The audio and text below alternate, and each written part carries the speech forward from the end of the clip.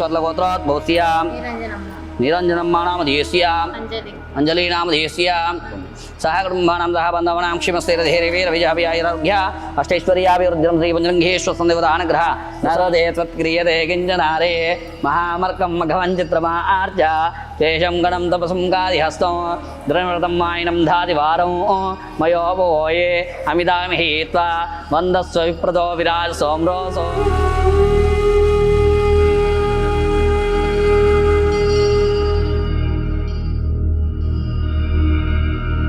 ओम जय गुरुभ्यो नमः हरि ओम मम घोरे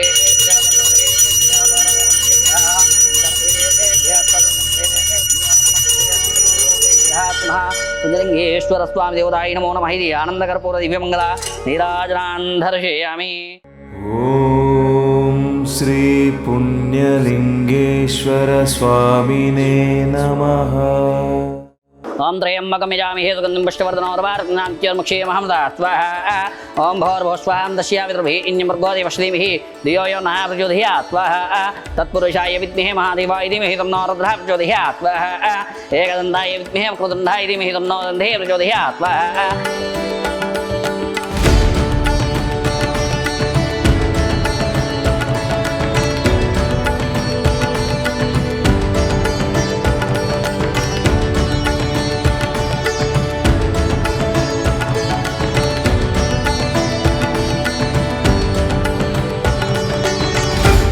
అనాథలకు సాయం చేస్తున్నారు అని అసలు వాళ్ళు పిచ్చి అట్లా చూసి ఇంతగానం ఇంట్లో ఒక తల్లికి కూడా భోజనం పెట్టలేం కదా, సీదరించుకుంటాం గలీజ్గా ఉంటే బాగుంటుంది అని మేము వచ్చినాం, స్వయంగా చూసినాం, బాగుంది ఆలయం కూడా.